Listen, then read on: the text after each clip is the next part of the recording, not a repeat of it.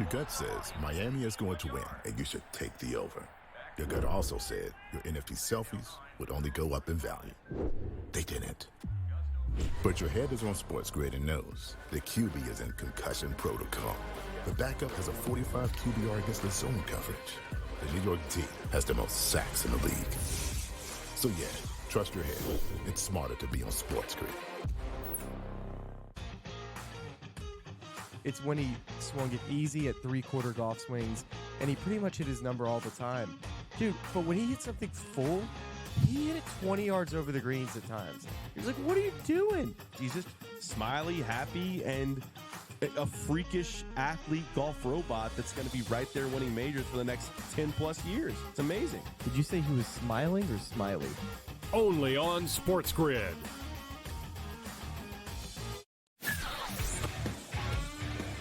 They're still the best. They're still the champs. Everyone wants to crown the Celtics the champions, but that's not the way it works. They got to beat them. And, they got to get through the East, which isn't going to be fun to begin with. Everyone thinks it's so automatic. If it's just Boris is kind of losing his power, if whatever his tactics have been, yeah, move on. Pharrell Coast to Coast. Only on SportsGrid. Talked about the Ohtani story. This interpreter, Ipe, clearly was a problem gambler. I mean, he would be identified as that and beyond. Now, there are a lot of others that are out there. The timing didn't seem great. It seemed slightly tone deaf in terms of, maybe now isn't the time to say it. But the sentiment itself, you have to agree with. There's only so much a sports betting company can do, right? Newswire. Only on SportsGrid.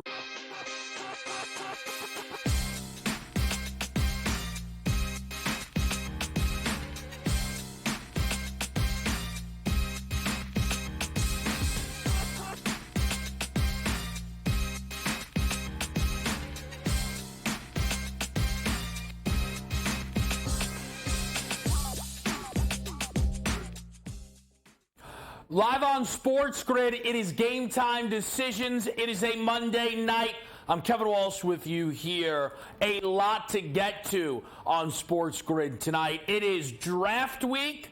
Thursday, the NFL Draft Round 1 begins, and our in-studio coverage will start at 7:30 Eastern. Packed house. Myself, Ben Stevens leading the charge with Joe Lisi, Mike Blewett, Adam Kaplan, and Warren Sharp, all in attendance for a big opening night of the NFL Draft. We've started the NBA playoffs. We've started the NHL playoffs. We've still got a nice little baseball board to hit as well, and plenty of other items that we can get to. But since I started with the NFL Draft, let's hit just a little bit of NFL news off the top, which is Zach Wilson finding his new home in Denver with the Broncos. Now, Zach Wilson is not going to change the Broncos' price to win the AFC.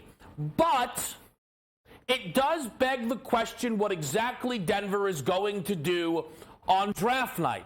Does Zach Wilson, coming into this rotation of quarterbacks that is now Zach Wilson, Jarrett Stidham, and Ben DiNucci, does Zach Wilson change anything about Denver's desire to draft quarterback? It's tough to say. But it seems like the answer is no. And if we can lock no in, well, you would think that would help clear the air. It does not. There are books that have the Broncos at nearly minus 200 to be the team to draft Bo Nix. Most books don't expect Bo Nix to go in the first round. Denver, drafting 12th, is often tied to trade rumors as high as 4th in this draft, maybe 3rd. Somewhere in that 3 through 5 range to take a quarterback. No expectation that would be Bo Nix. It would be a J.J. McCarthy or a Drake May or a Jaden Daniels. A very interesting situation to try and work through is the potential Denver quarterback room, and they are not alone. Drafting right in front of them is the Minnesota Vikings, who many expect will trade up inside that top 5 as well and bring a new quarterback into their organization. We will talk draft tonight with Joe Lisi, get some expectations from him, and really key in on the Chargers, who through the odds look like the biggest question mark for the books in the early beginnings of that draft. We open things up, though, with the NBA playoffs. All 4 series, or all 8 series, have begun. You see what the bracket looks like here. Home teams, 8-0 straight up. The only road team able to grab a cover was late night New Orleans, staying inside the number against the Oklahoma City Thunder in a very low-scoring basketball game. We have 3 game number 2s tonight, 2 in the East and 1 out West. Don't forget to download that SportsGrid app and stay up to date with all of the latest information that you need to make those bets and get in the mix with us here on SportsGrid. The Cavs are laying 5.5 once again. That total collapsing down to 203.5. I'll give you the quick pick from this game in just a moment. The Knicks are up to 6-point favorites here with question marks on Joel Embiid and Tyrese Maxey. Embiid expected, Maxey a surprise, dealing with an illness that has him with the questionable tag. If Tyrese Maxey misses this game, a lot of numbers will start to change for tonight's game, props-wise, spread-wise, and, of course, series-wide. The Knicks protecting home court does not mean the series is over, but the books will, as they always do, move the Knicks stronger and push that team around minus 800 potentially to win a series if they take a 2-0 lead. We'll keep our eyes on those markets. And then we have game 2, Denver and LA. The Lakers between a 7.5 point favorite. Before game 1, there was some Lakers buy that dropped them down to 6.5. The questions around this Lakers team, and can they stop playing competitively against the Denver Nuggets, and can they actually beat the Denver Nuggets, are very real. Anthony Davis off a 32-point performance in the news today, saying he just doesn't understand the way the Defensive Player of the Year award works. Was not a finalist. Those spots going to Rudy Gobert, Bam Adebayo, and the San Antonio Spurs rookie superstar Victor Wembanyama. AD perhaps can then step up tonight and try and not allow Nikola Jokic to go wild, who matched AD with 32 points of his own and, of course, contributed in a number of other facets in the Game 1 victory for Denver. We will go through all of these items. Coach James Young will be stopping by to talk NHL. Joe Madden will get in the fold here as we've got another slate of NHL action for the people. You see your bracket. We have not debuted every single series yet, though, on the ice. So when you take a look at tonight's game, we are getting our first look at Dallas and Vegas. And I'm excited to get our first look at the Edmonton Oilers and Connor McDavid, specifically the superstar to me still of this sport, and how his first game of the postseason will look at home against the LA Kings. We have game 2 with both Boston and Carolina, the home teams, taking the opening game. We'll see what they have for an encore. We'll shoot this over quickly, and we'll talk about this a little bit later. Scottie Scheffler does it again. He did it this morning. Weather delayed the inevitable, which is Scottie Scheffler winning his 4th tournament in 5 tries. And the one time he fell short, he finished second. The best golfer in the world has only been reinforcing that statement. We'll take a look at the prices, what to do with Scottie Scheffler moving forward. There's a chance the next time we see him is the PGA Championship. We'll speak with Dave Sharapan a little bit later on about Scottie and his pricing. As I mentioned, the NFL draft is this week, and the odds to go 5th, plus 230, Malik Neighbors is the favorite. Picks 1 through 4 all start with the favorites number in the minus range. The shortest would be 3rd, with Drake May around minus 115. Double the number here, more than double the number. For Malik Neighbors at plus 230. The 5th pick belongs to the Chargers. We'll talk about this later on in this show. The Chargers are favored somewhat comfortably to draft offensive line with their first-round selection. Joe Alt, the first offensive lineman you'll see as 5th overall selection odds at plus 400. Again, we will expand on all of this here tonight with Joe Lisi as well, having not thoughts on only LSU's Malik Neighbors, but LSU's other standout wide receiver, Brian Thomas Jr. Let's put this quick pick on the board for the people here. Little Max Strus juice over 1.5 made threes. Minus 135 does not scare me one bit. Strus is as playoff certified as anybody outside of Donovan Mitchell on this lineup, of course, with his years in Miami. 1 for 5 in game number 1. I'll take my chances if we only get 5 attempts. It wouldn't stun me if those numbers jump up a bit. I was interested in a Cavs team total. Ultimately didn't play it because it has to do with better shooting from Cleveland as a whole. That's going to start with Max Strus. We'll go over 1.5 made threes. The average 2.5 makes at home in the regular season. Postseason, Max Strus will break out tonight against Orlando. Quickly, we set the stage for your weekend warriors. Some nominees from me and the crew. The betting MVP, hero, champion of the weekend, Alex Bregman, helped pay the people for the MLB Play of the Day on Saturday. Jaylen Brown cashed a first basket score for the Boston Celtics against the Miami Heat. Jesse Winker and the Washington Nationals with a wild weekend. Josh Naylor and Luka Doncic helping out as well. If you have a weekend warrior of your own, feel free to shoot it my way or SportsGrid's on Twitter at the Kevin Walsh or at SportsGrid. We break down the card and the ice next. It's Game Time Decisions.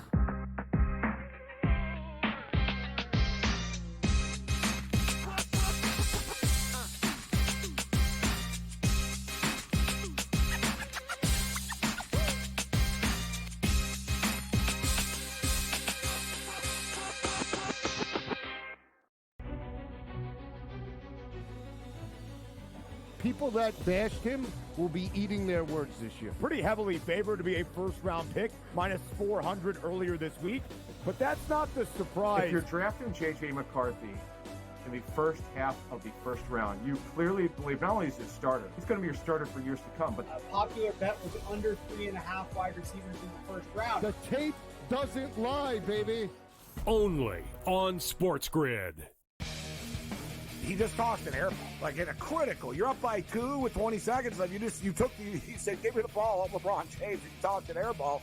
And there was AD under the bucket fighting everybody, and he ends up going to the free throw line. They used Tavares as a friggin' pinata tonight. Dude, I know you're old, but get it together. This is your last run at something, man. This is your career, bro. Don't go out like this. Oh, it's hard watching this. Sports Rage Late Night. Only on SportsGrid. The Bostonian versus the Book. You're not going to get the Tiger Woods size audience. Because do you know where they went? They went to Caitlin Clark. That's where those people went. What? Those people are now going to the WNBA. Yeah. The fan that only watches what's hot, the fan, the casual who doesn't really like sports but likes to be involved in the in thing, they're watching cooler discussion. They're watching Caitlin Clark. The Bostonian versus the Book.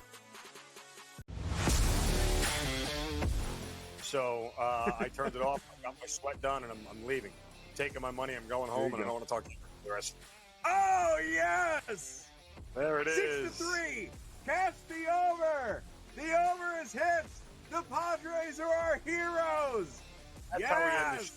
That's how we end the show. Oh, well, let's just sign off. Let's just call it a show. In-game live, prime time, only on SportsGrid.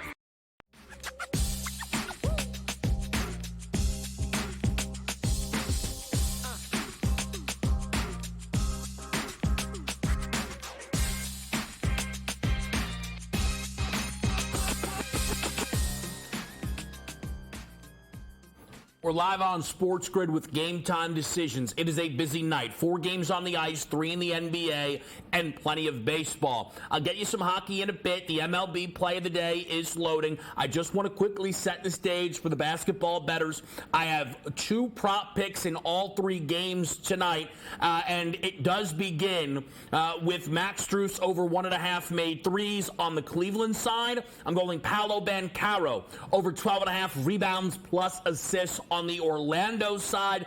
Missed this by the hook in the opener, but in the regular season, when he played 38 or more minutes, 13 games, 9 of 13 over this number, Paolo Banchero is going to average 40 minutes in this series, and it provides value on his props. There's value on Isaiah Hartenstein for the Knicks. Mitchell Robinson, somewhat the story of the show for them, well, a part of it, I should say, in Game 1. Mitch Rob against Embiid is usually at a disadvantage. He fouls every 5 minutes on average. He stayed out of foul trouble in Game 1. Good for him.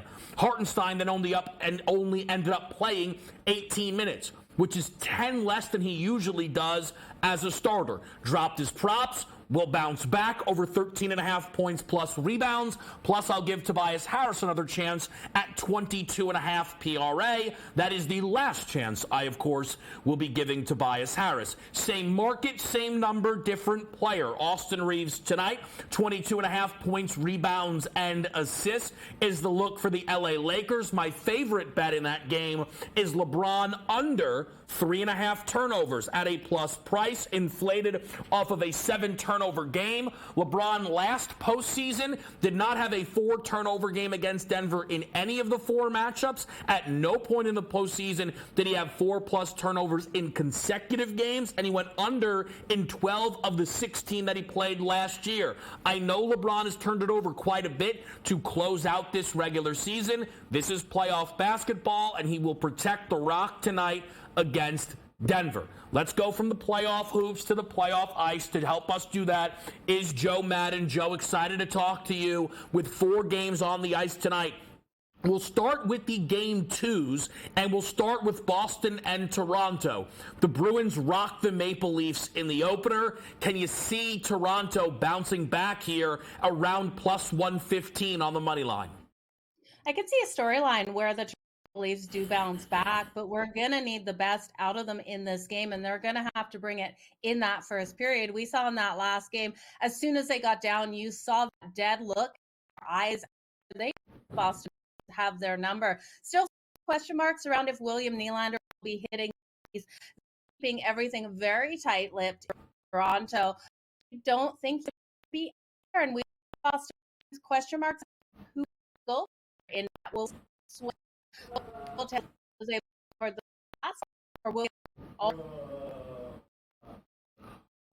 Just jumping in quickly here with Boston and Toronto, an audio technical difficulty there with Joe as we are breaking down this opening game here with the Maple Leafs and the Bruins opening game, in the sense that it's the first on our slate tonight, but it is game number 2 of this series. You take a look, the playoff series price for the Boston Bruins is up to minus 235, which to some degree, I guess, gives Toronto a little bit of respect, certainly aware that they are going back to Toronto no matter what happens tonight. Joe, back right here to close out your thoughts on this game here with the Bruins and the Maple Leafs. Yeah, I think looking at this one, you really have to look at that first period. I expect the best out of Toronto in that first period. So I am going to go with the over 1.5. Now, I do think Boston probably takes this series pretty quick from what we saw in that last game, but I'm expecting Austin Matthews to come out nice and strong in this game and give it his very best out there on the ice. Give me the over 1.5 in the first period, Kevin. All right, so we're looking for some early juice in that game. Joe, we look at Carolina and New York, the Hurricanes as well. Protect home ice, kind of the theme for the opening weekend of NHL and NBA action there was home court, home ice advantage, meaning a lot. This total as well, 5.5 with juice on the under. What do you see here? I'd be looking at the under way before I looked at the over in this one. I expect another really strong goaltending defensive battle out there on the ice. Now, Carolina probably played one of their worst games, people are saying, and the Islanders one of their best in game 1 and still not able to record that win. But I do think this line is completely disrespectful to the New York Islanders tonight. I got to grab them plus the 2.5 on that puck line at plus 102. With a sprinkle on the money line, they have every opportunity. They were able to get past Carolina's defense in the last game, and if they can stay in Carolina's zone and put that pressure on Frederik Andersen, this team has a chance of winning in a low-scoring game because Varlamov has been just as strong in net for the New York Islanders. So give me the Islanders plus 2.5 on the puck line, Kevin. I lean for this game to stay under that total of 5.5 as well. All right. Joe, talk to me about now a brand new series here in Dallas and Vegas. As far as the overview, before we get into game number one, how do you feel the Stars and the Golden Knights match up? Were there series-long player props even potentially interesting to you? Yeah, this is one of those series that I didn't take any series long player props other than for this one to go to 7. I expect a highly competitive matchup between these two. We have the reigning Stanley Cup champs here in the Vegas Golden Knights getting Mark Stone back on the ice, and then the Dallas Stars. They've been incredible this season. And this is a team a lot of people don't talk about. They've got Jake Ottinger in net, who, when he comes into the playoffs, he turns it up a notch. So we've got fantastic goaltending. Two teams with the elements on both sides of the puck to be able to win this series. It's going to be a complete battle out there, Kevin. Well, listen, then the first game should be fascinating and it should be important here with a minus 142 number on the Dallas Stars. How do you feel they can handle their business against Vegas?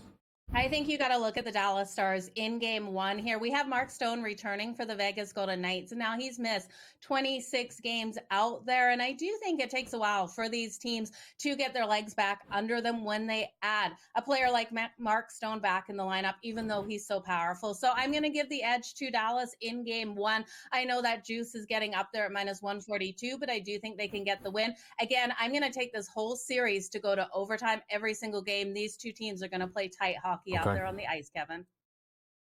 Makes plenty of sense. Sometimes you find those series angles and you continue to push those forwards. I considered something similar with Paolo Banchero in the NBA. We're going to talk about Connor McDavid and the Edmonton Oilers superstars in action. We'll break that down next right here on Game Time Decisions.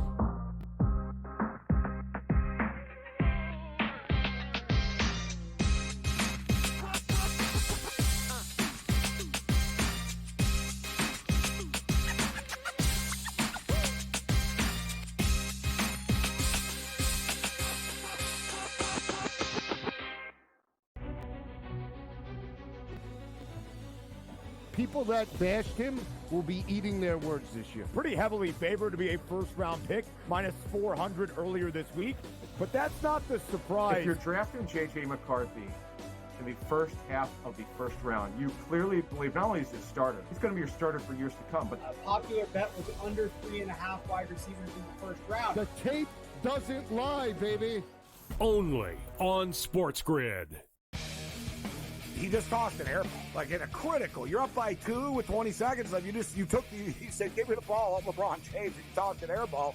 And there was AD under the bucket fighting everybody, and he ends up going to the free throw line. They use Tavares as a friggin' pinata tonight. Dude, I know you're old, but get it together. This is your last run at something, man. This is your career, bro. Don't go out like this. Oh, it's hard watching this. Sports Rage Late Night, only on SportsGrid. The Bostonian versus the Book. You're not going to get the Tiger Woods size audience. Because do you know where they went? They went to Caitlin Clark. That's where those people went. What? Those people are now going to the WNBA. Yeah. The fan that only watches what's hot, the fan, the casual who doesn't really like sports but likes to be involved in the in thing, they're watching cooler discussion. They're watching Caitlin Clark. The Bostonian versus the Book. So I turned it off. I got my sweat done, and I'm leaving. I'm taking my money. I'm going home, and I don't want to talk to you for the rest. Oh, yes! There it is. 6-3. Catch the over. The over is hit. The Padres are our heroes. That's how we end the show. That's how we end the show. Oh, what? Let's just sign off. Let's just call it a show. In-game live, prime time, only on SportsGrid.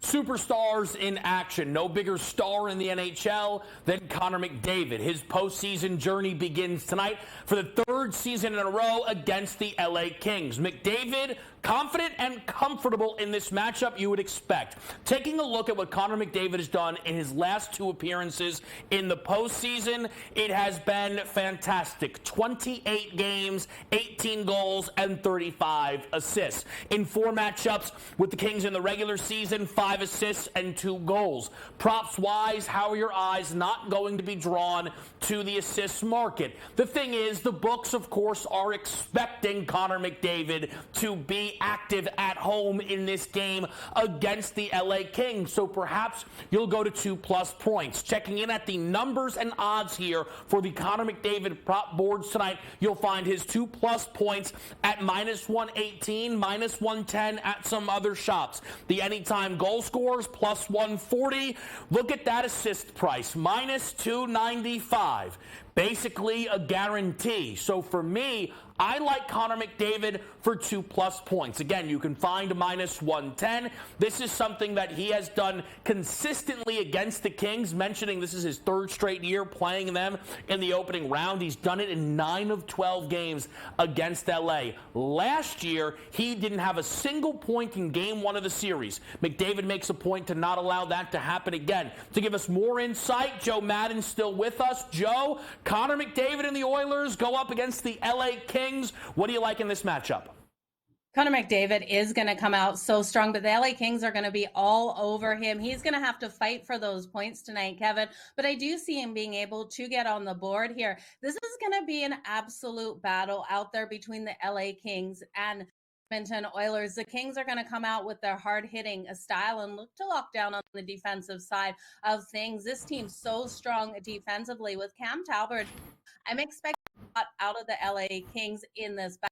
Now, the Edmonton Oilers, I still worry about Stuart Skinner in goal. I do expect King to be able to the back of his net in this series as a whole, but for this game, I'm leaning towards this one as staying under that total. I think we have a little bit of caution and more hard to start the battle between the 5 coming in plus now because Looking for some low-scoring hockey there. With the time remaining, I'd love to bring up the baseball board at 6:40. You'll bring in Pittsburgh and Milwaukee, as well as Hunter Green going up against the Philadelphia Phillies. Hunter Green is someone from our MLB Futures show, who I played under total wins. 4 starts, no wins. It doesn't get better than that. But, Joe, you're looking to get involved in the Mets-Giants late tonight. What do you look for in that game? Yeah, looking at the Mets and Giants later in this matchup tonight, I'm looking for this game to go over that total. I really cannot trust the Giants out here, their bullpen. I do think they will be able to give up the runs. Now, Quintana coming out, getting the start for the Mets. I do think the Mets have every possibility of being able to get the win in this battle. But at the end of the day, this is a higher scoring one for me. I think we have kind of a 6-4 kind of battle out there on the diamonds. So give me the over 8.5, Kevin. Joe, any money lines for tonight's baseball board look worthwhile? Yeah, I think the Angels have every opportunity of getting the home win at home versus the Orioles. We look at Reed Detmers coming out here for the Angels, and he's been absolutely phenomenal to start the season with a 1.19 ERA. I do like their ability to get the win. And now these teams have been trending in the opposite direction. I know that with the Angels struggling to get those wins and the Orioles so absolutely hot out there. But I do think Reed Detmers makes such a difference for the Angels and can get them this win. You got to love a home dog there, Kevin. Listen, a home dog can always be barking. Joe, I mentioned some of those early games, Milwaukee, Pittsburgh, Philly, Cincinnati, and even Tampa, Detroit, which will begin at 6:50 from the early slate. What do you like?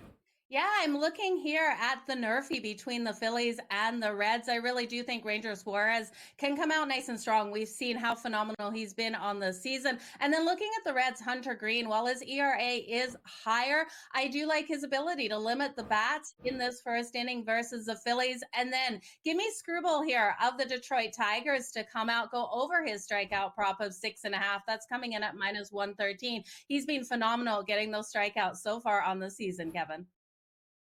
Fantastic. All set for tonight's baseball board as well as the ice. Joe, we appreciate it as always. Coming up next will be Coach James Young, the NBA. 3 games tonight. We'll break them down next.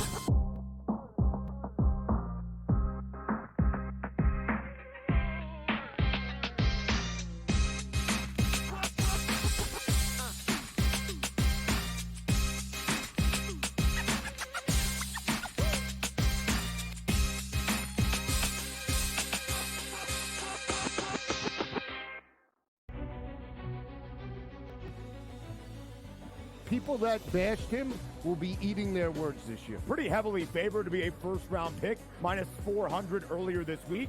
But that's not the surprise. If you're drafting J.J. McCarthy in the first half of the first round, you clearly believe not only is he a starter, he's going to be your starter for years to come. But A popular bet was under 3.5 wide receivers in the first round. The tape doesn't lie, baby. Only on SportsGrid. he just tossed an air ball, like in a critical. You're up by 2 with 20 seconds left. He said, give me the ball, up LeBron James. He tossed an air ball. And there was AD under the bucket fighting everybody, and he ends up going to the free throw line. They used Tavares as a friggin' pinata tonight. Dude, I know you're old, but get it together. This is your last run at something, man. This is your career, bro. Don't go out like this. Oh, it's hard watching this. Sports Rage Late Night, only on SportsGrid. The Bostonian versus the Book. You're not going to get the Tiger Woods size audience. Because do you know where they went? They went to Caitlin Clark. That's where those people went. What? Those people are now going to the WNBA. Yeah. The fan that only watches what's hot, the fan, the casual who doesn't really like sports but likes to be involved in the in thing, they're watching cooler discussion. They're watching Caitlin Clark. The Bostonian versus the Book. So I turned it off. I got my sweat done, and I'm leaving. I'm taking my money. I'm going home, and I don't want to talk to you the rest. Oh, yes! There it is. 6-3. Cast the over. The over is hit. The Padres are our heroes. That's how we end the show. That's how we end the show. Oh, what? Let's just sign off. Let's just call it a show. In-game live, prime time, only on SportsGrid.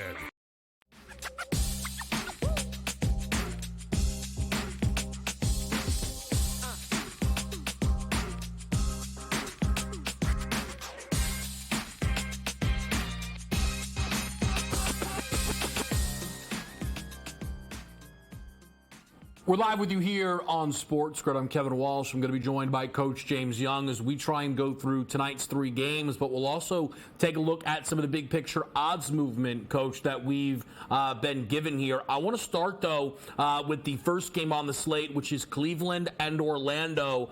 This total dropped to 203.5. It's been bought back all the way up to 206. By far the lowest scoring game of the opening weekend here. How do you feel about Cleveland and Orlando? Game number 2. Kevin, it can't be worse than game number 1. I mean, that was the worst basketball I've seen in about 15 years. I mean, you had Evan Mobley hit a couple of threes. Good luck if you had him getting 2+ made threes. He hit that in the first, 4 minutes of the game. But after it was 19-8, no one could score. So to me, I think you're going to see much better basketball. I thought the moment was a lot, and this will be what we'll talk about a lot with these teams. These young teams, first game in the playoffs, some of them, the moment looked to me a little bit too big for them. So when you look at a team like Orlando, yes, they got to grind this out. They got to get it in the mud, but they got to be able to score. Let's be honest, Kev. Besides Banchero, who is the guy that can go get a shot? Like, that's a concern that I have with Orlando. But I got a feeling that this series was going 7 the whole time. And I got this crazy feeling. I think Orlando's going to win tonight. I think you're going to get better play than Jonathan Isaac. I think Wendell Carter Jr. is going to be much better than the 3 points that he gave you. I'm looking at a guy like Mo Wagner. I like his points prop, Kevin, tonight of over 7.5 points, over 11 out of the last 15 games, 7 out of 8 versus Cleveland, 10 in game number 1. And I don't see people like Evan Mobley making those shots. And I think they defend the rim, particularly against Jared Allen, better. I like Orlando plus the points. I like Mo Wagner over 7.5 points. I will tell people this. You will find if perhaps this is your first year really getting involved with the NBA's postseason, whatever it may be, we talk series spreads. These numbers move in the same way that all the other numbers do. And you could get minus 144 on Orlando plus 2.5 games. You need them to win 2 of the next 4, force this series to 6, or win it in 5. Nobody's really projecting that, but that's the idea there with getting 2.5 games in your pocket. If you're the Magic, you still have both home games available to you, which has to be a bit tempting. If you take a look at the point scorer market, threes market, Donovan Mitchell starting to create some of that separation. I bet Paolo Banchero before the series. I left game 1. I thought to some degree he missed an opportunity, but to what Coach just said, Paolo is very clearly the guy with a lot of distance for Orlando. There might be a night where Donovan Mitchell allows a Darius Garland hot hand. Franz Wagner having a hot hand just means Paolo's actually getting some help, and this team won't be stuck in the 80s or the 90s. JY, going to the Knicks and the Sixers, and I'm going to try and set all 3 games up, and then we're going to have time to flesh out more of this. But Knicks Sixers, a lot of doom and gloom for people off of the Saturday loss. A lot of question marks right now about availability tonight because Joel Embiid, unsurprisingly, unfortunately, we're always worried about his availability. But Tyrese Maxey's been entered into that fold now with illness. It suggests that even if Philly is playing their stars, they're not at 100%. How do you factor in that injury information to Knicks Sixers? Well, I think the number one thing I'm taking out of this is this. The Knicks need to play with more pace. It's obvious that Philadelphia wants to walk this game up to get the ball into the half court so JoJo can go to work. And before I get to that, really quick with JoJo, I want to see, Kevin, which Embiid I see. The one particularly early in the game who took Isaiah Hartenstein in the low block and went to work, or the one in the fourth quarter that was settling for jumpers because maybe his knee was compromised being guarded by Mitchell Robinson. Joel Embiid needs to put his you-know-what on the block, Kevin, no matter if it's Hartenstein or Mitchell Robinson, and he's got to go to work in the low post. But that being said, if I expect a little bit of regression out of Joel Embiid, if I think Maxey may be compromised, well, where can I go to find value? Folks, it's Kelly Oubre. Kelly Oubre's points plus assists, I think, is at 12.5, if I'm not mistaken, unless it's moved lately. And I like Kelly Oubre to do some damage in this game tonight. Kelly Oubre, and his numbers have moved, obviously, probably not because he doesn't pass the ball much. He's gone over 7 in the last 8 games versus the Knicks. He's gone over 11 in the last 15 games. He can score, and he usually plays well against the Knicks. I like Kelly Oubre, even though he's got to defend Jalen Brunson. I think he scores a little bit more, a couple assists, Kelly Oubre. Perhaps you hear me chuckling here in the background. It is not JY's breakdown. It is an excellent breakdown. It is the fact that the top 2 guys on the Sixers are banged up, and he just said, I'm going to Kelly Oubre, and I imagine at no point considered going to Tobias Harris, because Tobias Harris is the most overpaid player in the history of this league. With that said, I am on Tobias Harris over 22.5 BRA. I disagree. I'm listening.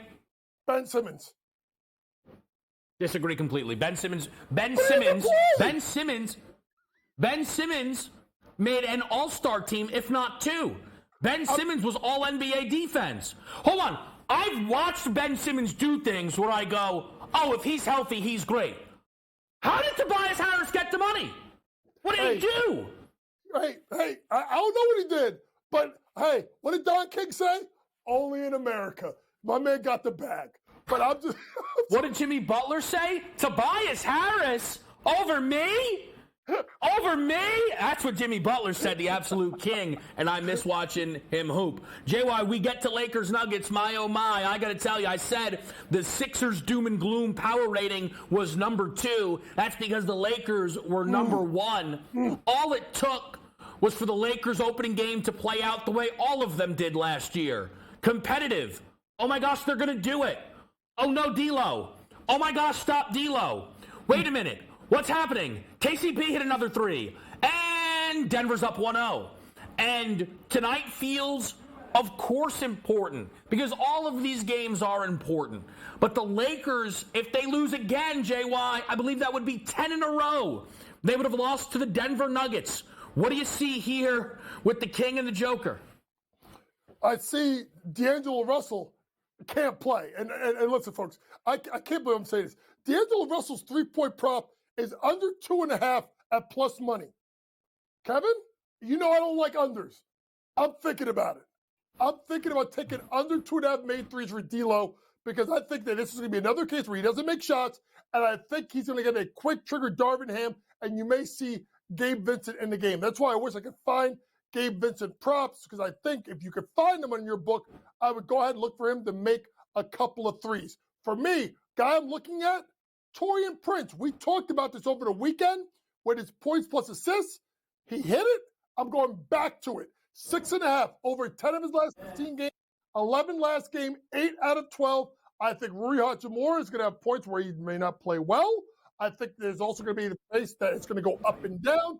I think Taurean Prince over 6.5 points plus assists, and I will go back to Nuggets minus 4.5 second half.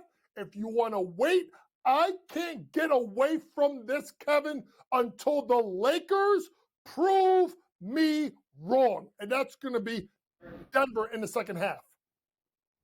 The interesting thing is, with the Lakers last year, game twos usually looked ugly. That's because they covered all the game ones. They're coming off of a non-cover. I hope that this is not an instance. Last time Coach did this, he had Nuggets minus 1.5. I hope that is not Nuggets minus 20.5. We'll talk series leaders with you after this break on SportsGrid.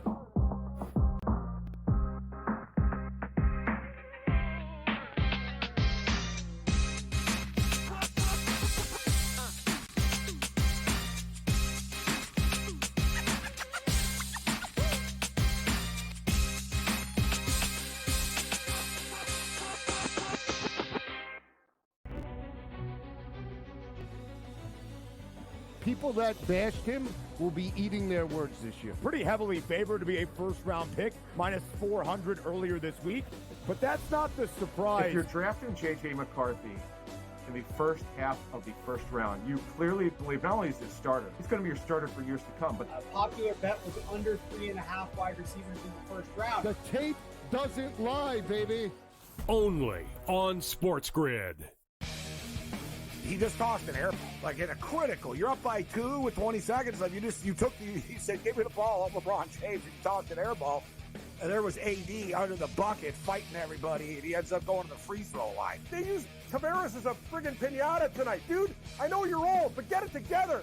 This is your last run at something, man. This is your career, bro. Don't go out like this.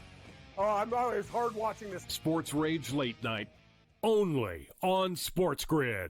The Bostonian versus the Book. You're not going to get the Tiger Woods size audience. But do you know where they went? They went to Caitlin Clark. That's where those people went. What? Those people are now going to the WNBA. Yeah. The fan that only watches what's hot, the fan, the casual who doesn't really like sports but likes to be involved in the in thing, they're watching cooler discussion. They're watching Caitlin Clark. The Bostonian versus the Book.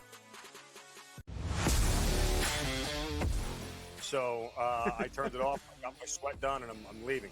Taking my money. I'm going home, and I don't want to talk to you for the rest. Oh, yes! There it is. 6-3. Catch the over. The over is hit. The Padres are our heroes. That's how we end the show. That's how we end the show. Oh, well, let's just sign off. Let's just call it a show. In-game live, prime time, only on SportsGrid.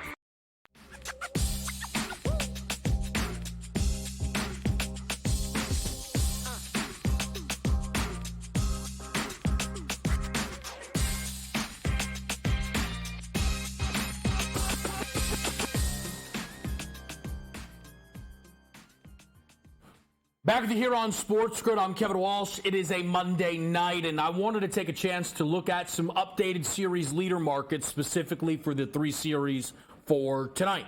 Unfortunately, we do not have updated prices for Knicks Sixers. This is what happens when we deal with injuries. I have continuously kept clicking and hoping that we would get new markets. You can see the Knicks updated price has grown to minus 250, and a 2-0 lead would make that grow even more. What I am hoping for, and maybe you out there, the watcher and viewer, could find it in your hunt at other books. I want the price on Brunson to lead the series in points. He's down to Embiid by 7 and Maxey by 11. I don't care. Volume, volume, volume. And Embiid could miss a game. Maybe, I guess, Maxey could too. They never posted the number, which is unfortunate. The Cavs Magic series doesn't have as much juice because some of the game one stuff saw the top guys run away. Donovan Mitchell's a huge favorite now. Great rebounding game from Jared Allen. The assist leader in Garland only grew stronger. But then you get to Lakers Nuggets, and this is where we will bring back in Coach James Young, because everything is still up in the air.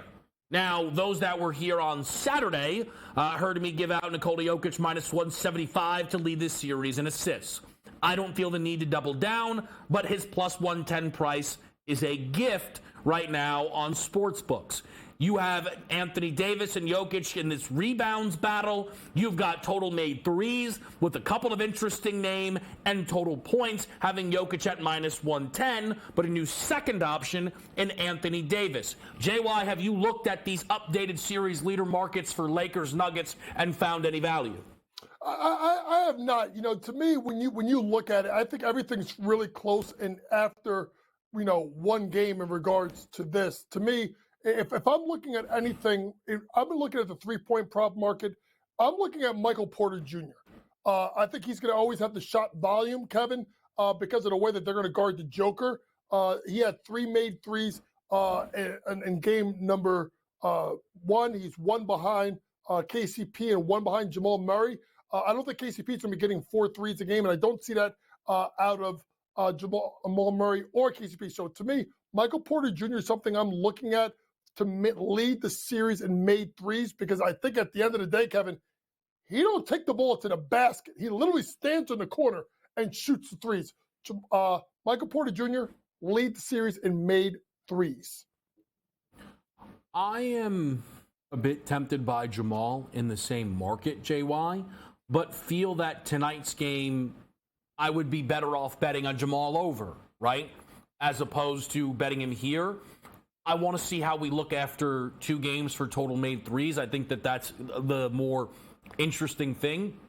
The reason I mentioned Jamal is just his volume is a little more of a guarantee than Porter Jr.'s, even if Porter Jr. is considered the better shooter, and Porter Jr.'s ability to have a red-hot, 6 or 8 game is there. It's that Jamal could have a 6 for 12 game, right, where he doesn't have to be as efficient. I think the rebounding battle, JY, is really interesting. AD minus 125, Jokic plus 160. I was tempted to bet Anthony Davis. I didn't, though, because I could see him losing that battle tonight to Jokic and then go from there. So I am not playing anything as far as the rebounds go. When you see total points, Jokic minus 110 is at 32. AD at plus 240 is at 32 as well. LeBron's at 25. Jamal Murray at 22 is 13-1. I don't think you're considering any guy beyond those top 4. Any interesting item there or something to watch? I can't take Anthony Davis, Kevin, because and I know there's going to be a stinker coming. Right? If you look at last year, if I'm not mistaken, Kevin, right, he gave you a great game, stinker. Great game, stinker. I can't go there. But I'm intrigued at LeBron at 3.5-1, because I think in order for the Lakers to compete, Kevin, he's got to get them 25 a night, right? Maybe even 30 or more in some of these games. Nikola Jokic, Kevin, can score 17 points in a game, and they could still win the game. So I think the LeBron is more needed to score for his team to compete than Nikola Jokic, and I can't trust Anthony Davis because I think he's going to have a couple of stinkers. If I put any money right now, I'm putting out LeBron at 3.5 to 1 to lead the series in scoring.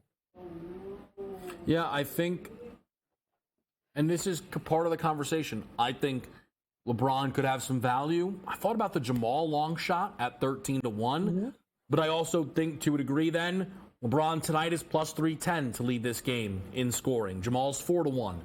Those become interesting numbers. So I wouldn't necessarily just look past those items right away. JY, I'll ask you about the Sunday games before we let you get on your way here. We had 2 upsets, but they were from home teams. Who should be more concerned, the Mavericks or the Pacers, after their Game 1 loss? The Pacers. I'm okay. Honestly, Kevin, I'm okay with Dallas. I think that they just, if you look at the second half, they just played way better in the second half. Luka Kyrie got going. I think they need Tim Hardaway Jr. to be that number 3 scorer that they need. And please, Jason Kidd, stop playing Maxi Kleber 28 damn minutes. Okay? Like, Daniel Gafford was great the entire regular season you had him, and then you stuck him to the bench. Relax with that.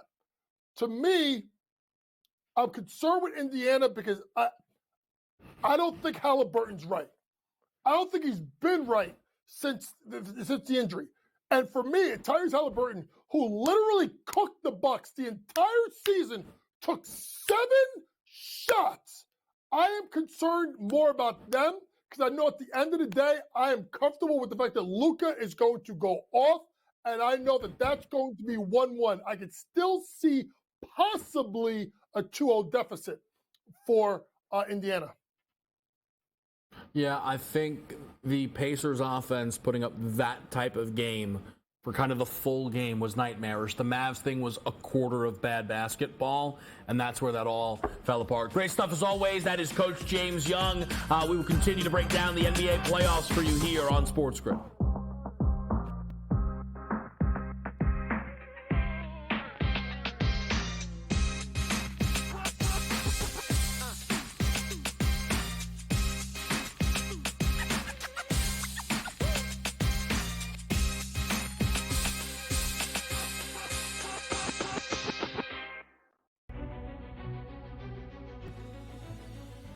People that bashed him will be eating their words this year. Pretty heavily favored to be a first-round pick, minus 400 earlier this week. But that's not the surprise. If you're drafting J.J. McCarthy in the first half of the first round, you clearly believe not only is he a starter, he's going to be your starter for years to come. But a popular bet was under 3.5 wide receivers in the first round. The tape doesn't lie, baby. Only on SportsGrid. He just tossed an air ball, like in a critical. You're up by 2 with 20 seconds left. He said, give me the ball, LeBron James. He tossed an air ball, and there was AD under the bucket fighting everybody, and he ends up going to the free throw line. They used Tavares as a friggin' pinata tonight. Dude, I know you're old, but get it together. This is your last run at something, man. This is your career, bro. Don't go out like this. Oh, it's hard watching this. Sports Rage Late Night, only on SportsGrid. The Bostonian versus the Book. You're not going to get the Tiger Woods size audience. Because you know where they went? They went to Caitlin Clark. That's where those people went. What? Those people are now going to the WNBA. Yeah. The fan that only watches what's hot, the fan, the casual who doesn't really like sports but likes to be involved in the in thing, they're watching cooler discussion. They're watching Caitlin Clark. The Bostonian versus the Book. So I turned it off. I got my sweat done, and I'm leaving. Taking my money. I'm going home, and I don't want to talk to you the rest. Oh, yes! There it is. 6-3. Cast the over. The over is hit. The Padres are our heroes. That's how we end the show.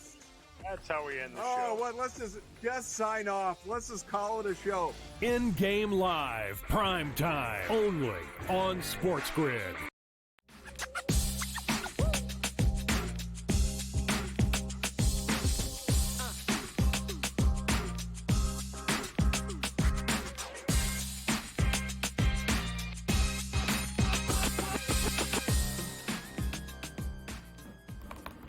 All right, we're back to right here on SportsGrid. I'm Kevin Walsh, making it happen on this Monday night. I want to go through the picks, the plays, the action that we have. Joe Lisi will join us at the top of the hour as we get you set for the NFL Draft. It is draft week. There is plenty of movement and options out there for anybody looking to bet the NFL Draft on Thursday. If you're looking to bet some baseball tonight, man, I was tempted by some Tatis props.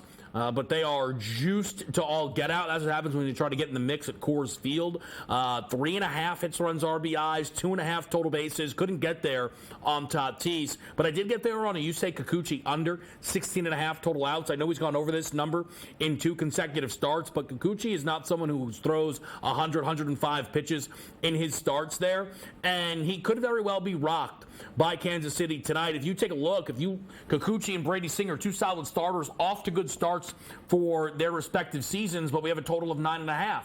Why is that? Wind blowing out tonight in Kansas City. That could allow this ball to carry and could potentially knock Kikuchi out of this baseball game a bit earlier than anticipated. And look, he really maxes out at 18 anyway, so going under 16.5 is worth it here for me on Kikuchi. We mentioned hockey-wise, Connor McDavid, 2+ points, but this is a number that McDavid has hit now in 20 of his last 28 playoff games. This is his 3rd consecutive year playing the LA Kings in the opening round. Year 1, he went over this in 5 out of 6. Year 2, he went out of it in 4 out of 6. But last year's the key. Missing not just 2+ points in the first game, pointless in that opening matchup. McDavid will make sure that does not happen again in 4 regular season matchups against LA. He went through this number 3 out of those 4 games.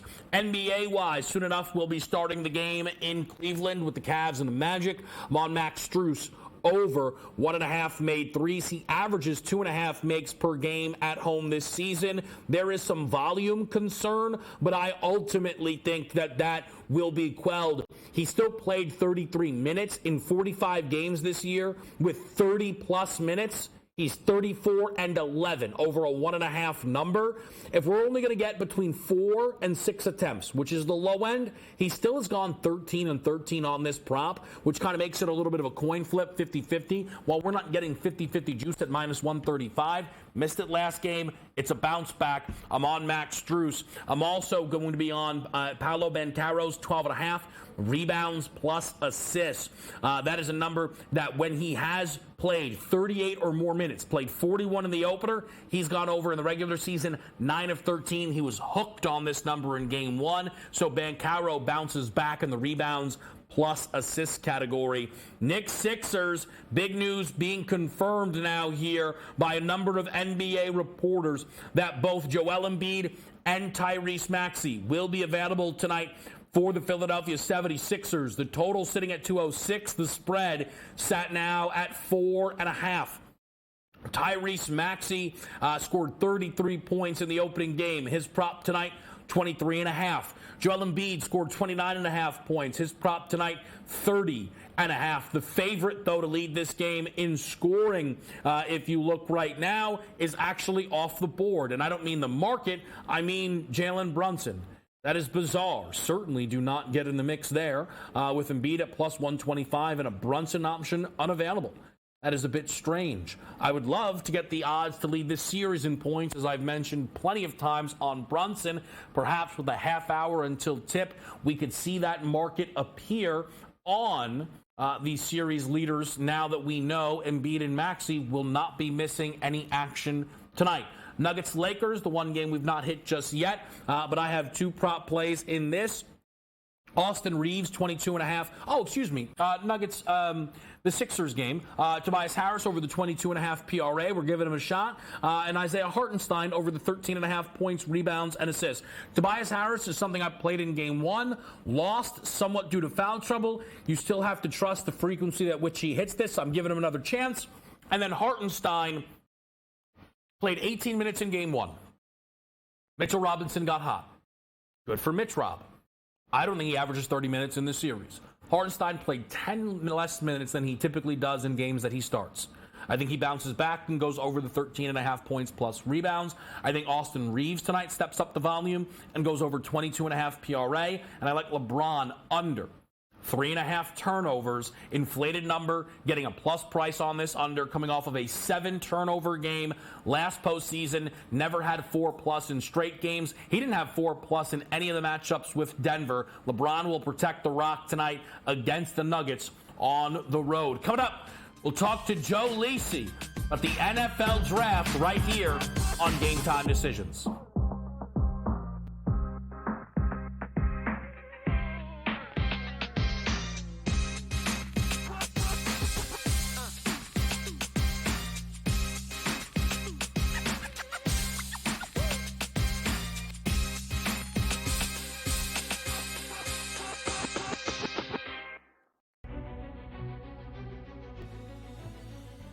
People that bashed him will be eating their words this year. Pretty heavily favored to be a first-round pick, minus 400 earlier this week.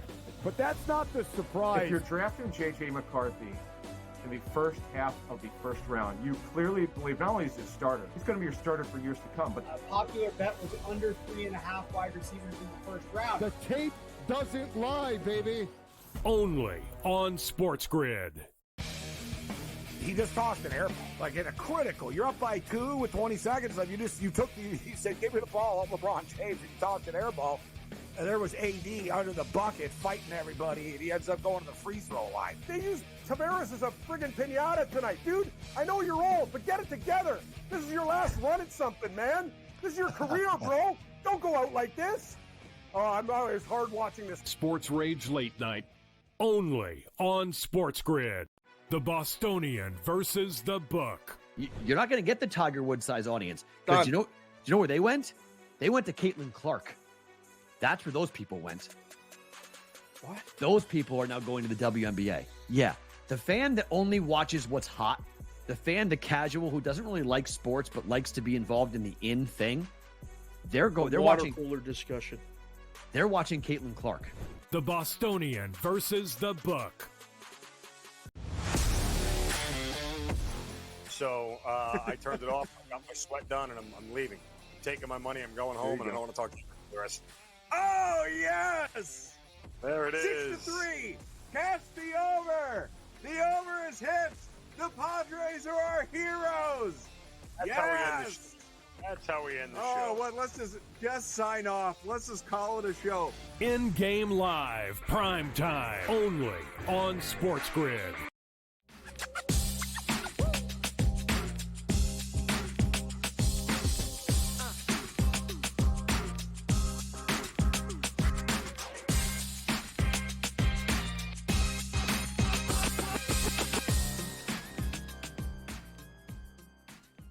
Live right here, it's Game Time Decisions. We are with you on SportsGrid. I'm Kevin Walsh on this Monday night. Plenty of NBA and NHL action along with the baseball board, but it's draft week.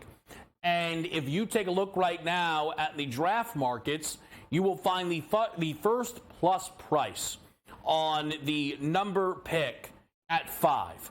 Caleb Williams minus 200,000 basically to go first overall. Jaden Daniels back as the favorite to go second. Drake May around minus 115 at 3. And then you'll see Marvin Harrison Jr.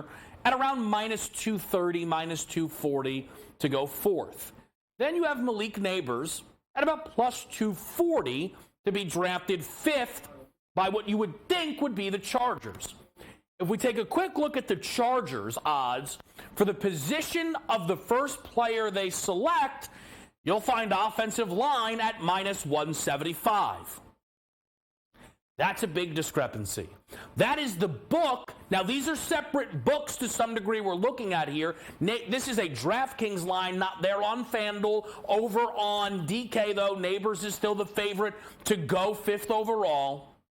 If you look at this, what this number says more than anything is at 5, the Chargers aren't picking. Nobody is mocking Joe Alt at 5 to the Chargers. They're just not. And if that does happen, you are going to see everybody lose all of their Joe Alt 7th overall tickets, get absolutely shredded up, which has been bet up to around minus 135. But if the Chargers are going to trade out, that has to be for a quarterback. It has to be for the J.J. McCarthy spot. or maybe not. Because maybe the Cardinals trade out at 4. And then what's going to happen is the Chargers will decide between Malik Neighbors and Marvin Harrison Jr., which is a great situation to be in. I'm a little tempted at this plus 200 number here on wide receiver and bet basically against the trade. If LA does move out, they're not going at 11 or 12, draft Rome Odunze. That would be a little bit too stunning. To help us break this down a little bit more for the next few segments here is Joe Lisi, who will be, of course, helping us throughout our NFL draft coverage and really leading the charge alongside Ben Stevens. Joe, when you look at the Chargers at 5, are you expecting this team to sit and draft a top wideout or trade back with a quarterback-needy team? Well, I think they trade out, Kevin. If it's evident in the FanDuel market, they have the 4th, 5th, and 6th prices in terms of, Arizona, Chargers, and the Giants off the board. You can't even make a selection. So what that tells me is that potentially Jim Harbaugh is on the move, trading out of that pick. If he would have Keenan Allen and Mike Williams in that lineup, potentially with Austin Eckler, and maybe they were one player away with Malik Neighbors or Marvin Harrison Jr., I think they would stay pat at number 5. But it's going to take, in my opinion, a couple of years for him to get that talent around him. Why not trade out of the 5,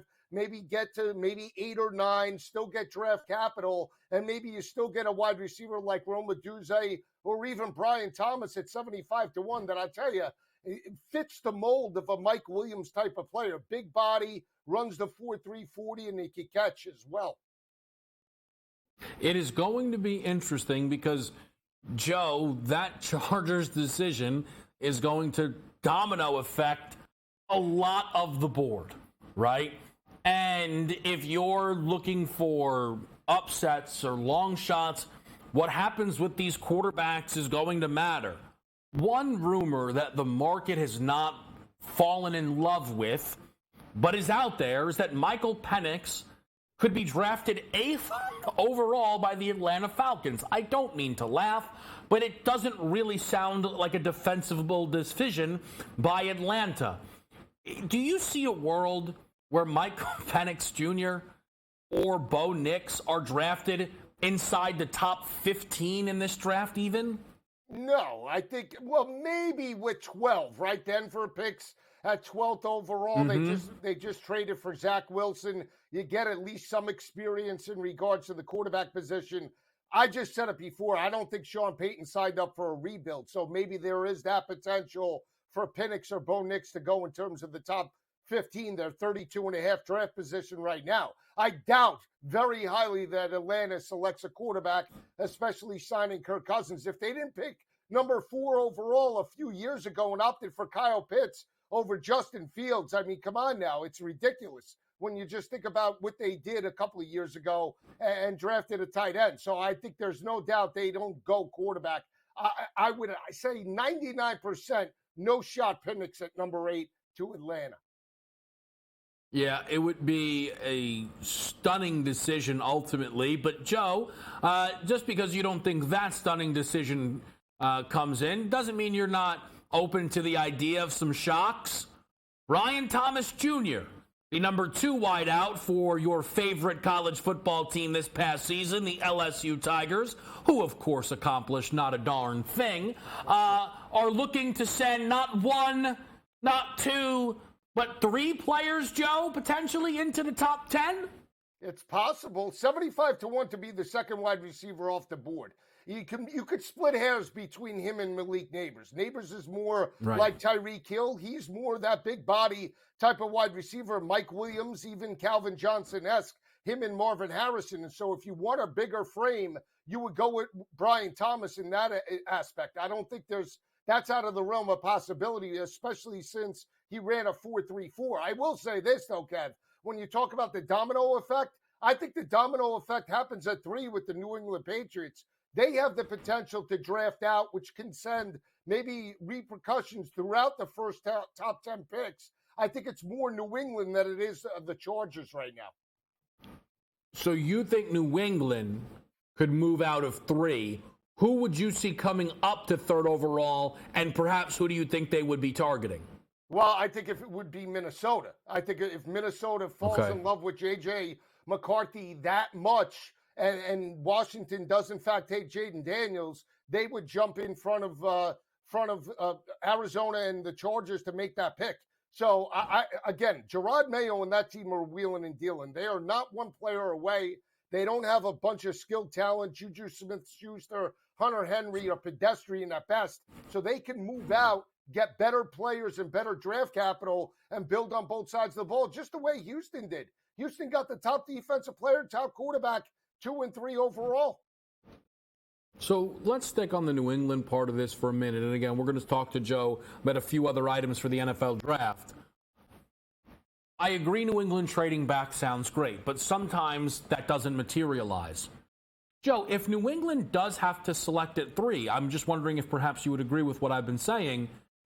They should take Marvin Harrison Jr., not the quarterback. They're not a quarterback away. Who is this quarterback they're drafting coming in and throwing to? Probably no one, and just sitting a year behind Jacoby Brissett. Unless it was Jaden Daniels. If Jaden Daniels is there, they take him. I mean, that's hands down. That would be my assessment. However, I expect Jaden Daniels to be off the board at number 2. If they have to make a pick, I think they do go, in fact, with Marvin Harrison Jr. You need to build skill talent. Think about the wide receivers that they have to go up against. Garrett Wilson now in terms of New York, Tyreek Hill and Jalen Waddle, whoever Buffalo drafts. And, Buffalo's in the market for potentially not 1, not 2, but maybe 3 wide receivers. So they need to get skilled talent just to compete in the AFC East, Kev. Yeah, I think, look, if you love a quarterback, and the you being New England, you take them, right?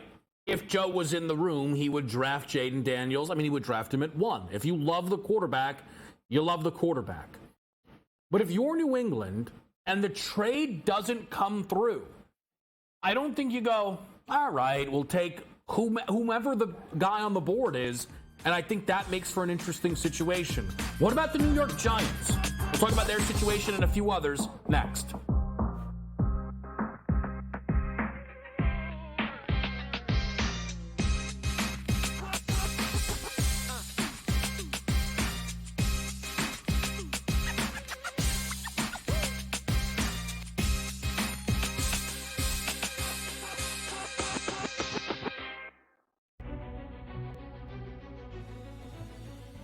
People that bashed him will be eating their words this year. Pretty heavily favored to be a first-round pick, minus 400 earlier this week. But that's not the surprise. If you're drafting J.J. McCarthy in the first half of the first round, you clearly believe not only is he a starter, he's going to be your starter for years to come. But a popular bet was under 3.5 wide receivers in the first round. The tape doesn't lie, baby. Only on SportsGrid. He just tossed an air ball, like in a critical. You're up by 2 with 20 seconds left. He said, give me the ball, LeBron James. He tossed an air ball. And there was AD under the bucket fighting everybody. And he ends up going to the free throw line. They used Tavares as a friggin' pinata tonight. Dude, I know you're old, but get it together. This is your last run at something, man. This is your career, bro. Don't go out like this. Oh, it's hard watching this. Sports Rage Late Night. Only on SportsGrid. The Bostonian versus the Book. You're not going to get the Tiger Woods size audience. Because do you know where they went? They went to Caitlin Clark. That's where those people went. What? Those people are now going to the WNBA. Yeah. The fan that only watches what's hot, the fan, the casual who doesn't really like sports but likes to be involved in the in thing, they're watching cooler discussion. They're watching Caitlin Clark. The Bostonian versus the Book. So I turned it off. I got my sweat done, and I'm leaving. I'm taking my money. I'm going home, and I don't want to talk to you for the rest. Oh, yes! There it is. 6-3. Cast the over. The over is hit. The Padres are our heroes. That's how we end the show. That's how we end the show. Oh, well, let's just sign off. Let's just call it a show. In-game live, prime time, only on SportsGrid.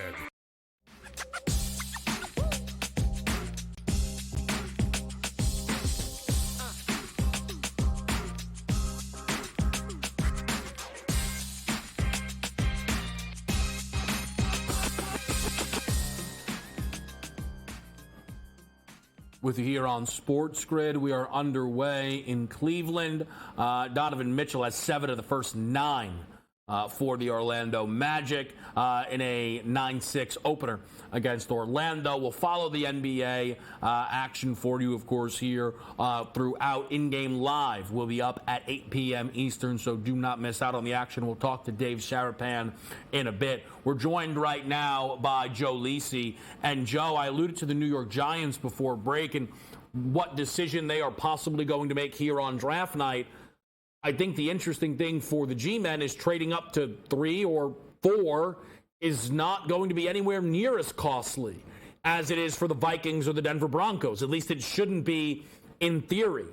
And it would allow the team trading back to stay in range for one of your superstar wide receivers, Marvin, Malik Neighbors, if Rome Odunze were to crash into that range as well. How do you feel about the idea of the Giants drafting quarterback at 6 or trading up?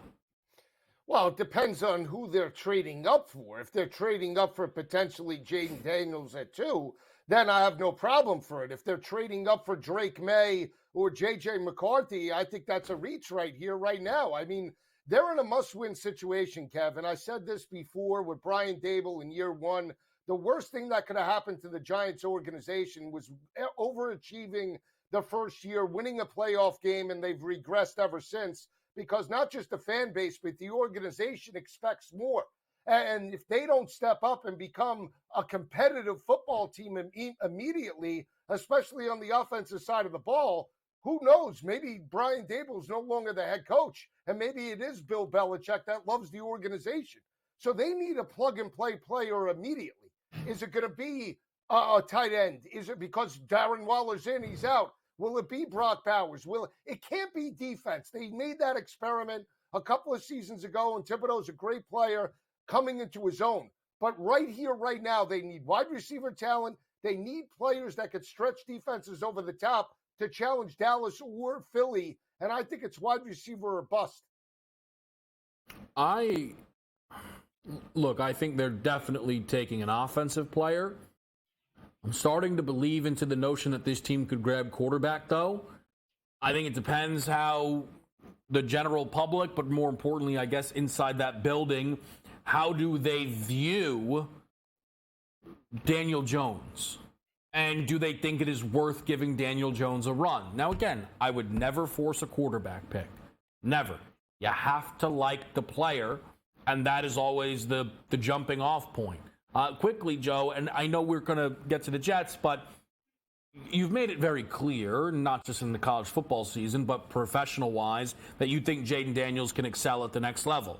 At last look, and I don't know how recently this move was made, I think it was within the last few hours, though, Jaden Daniels is up to minus 340 to go second overall. This past week, I think on Thursday, we did a breakdown that saw this number all of a sudden go pick. Drake May and Jaden Daniels were both minus 110 to go second overall, and then basically kind of the same story at third overall. What do you think is going on here with Washington at 2? I don't think they're trading out, and all this move between Jaden Daniels and Drake May.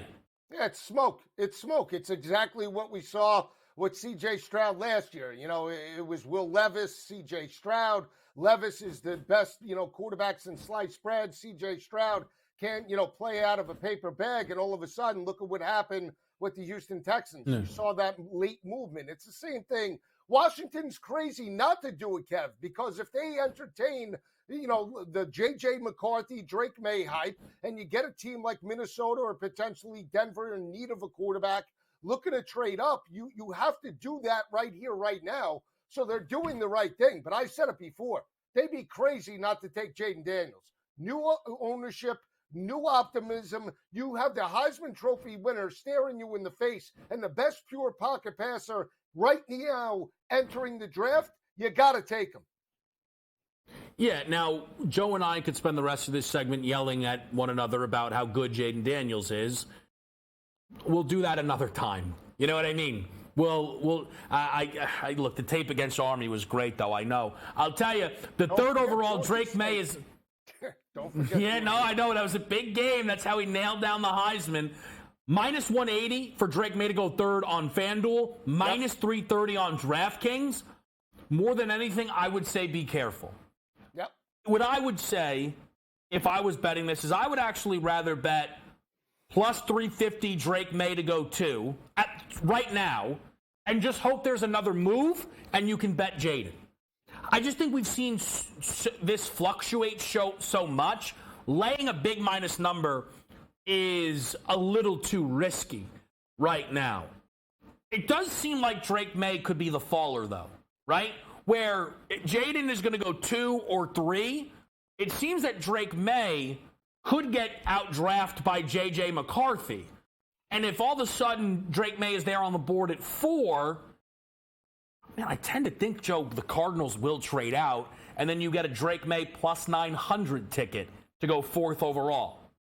I said it before, and I'll say it again. Drake May is the quarterback. I think that's making the fall this year. I think we saw with Will Levis last year. We saw with Malik Willis a couple of years ago. Wouldn't shock me if Drake May is out of the top 5. Body of work against better competition. Didn't step up. 44% against Clemson. Completion percentage gets blown out. 59% against arch rival NC State gets blown out. You can't have that for a top 5 quarterback. That was the last 2 games of his career, and he never stepped up against elite competition. So for me, it's him falling out of the top 5. Wouldn't shock me in the least. I think what I would say is it would shock me if he fell out of the top 5, because you would imagine one of Arizona or LA would be getting phone calls. Do you know what I mean? Like, of course he wouldn't be drafted by Arizona or LA, but you would imagine the Giants, the Vikings, the Broncos would come up and take him. But then again, people have pointed this out. This time last year, people thought Will Levis, and Joe mentioned, was going 2, and he certainly did not go 2 last year. Lacey, appreciate it. Can't wait to knock it out of the park this Thursday. We are live with your NFL draft coverage. Quick break. We'll reset the NBA.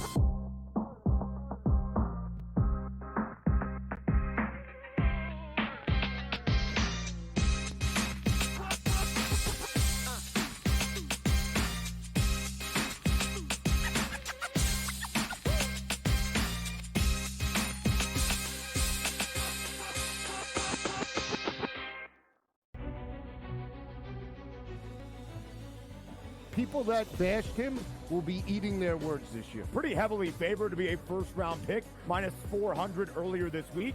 But that's not the surprise. If you're drafting J.J. McCarthy in the first half of the first round, you clearly believe not only is he a starter, he's going to be your starter for years to come. But a popular bet was under 3.5 wide receivers in the first round. The tape doesn't lie, baby. Only on SportsGrid. He just tossed an air ball, like in a critical. You're up by 2 with 20 seconds left. He said, give me the ball, LeBron James. He tossed an air ball.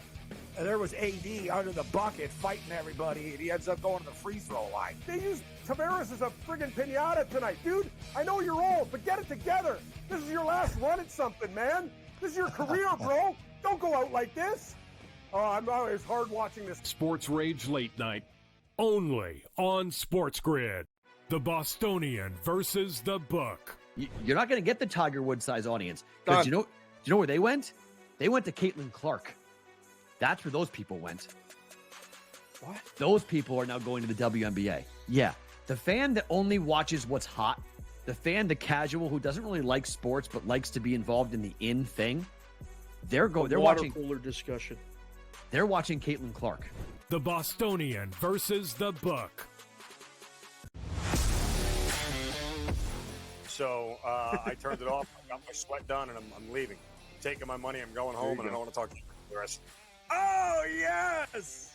There it is. 6-3. Cash the over. The over is hits. The Padres are our heroes. That's how we end the show. That's how we end the show. Oh, well, let's just sign off. Let's just call it a show. In-game live, prime time, only on SportsGrid.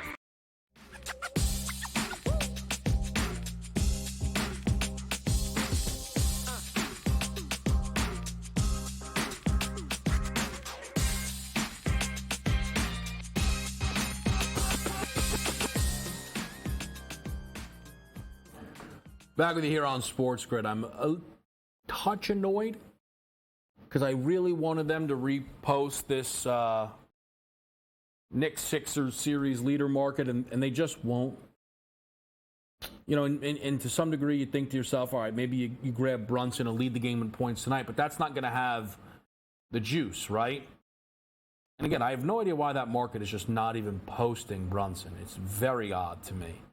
But that is something that I was really hoping for, and again, it appears we're not going to get. But we do have an early 16-13 lead here for the Cleveland Cavaliers up against the Orlando Magic. 5.5-point line. This total continuing to fall down to an abysmal 198.5. By the way, I believe you had yes runs in the first inning in 2 of the first 3 games, and threatening to make it 3 of the first 4 are now the Miami Marlins against Bryce Elder. Although you just had Jazz Chisholm double with runners on first and second, and you had Louis Arise thrown out at home. So now you have second and third, 1 out. If you bet the Earthy, look, you still have the Atlanta part of it all, but you'd like to see that handled now.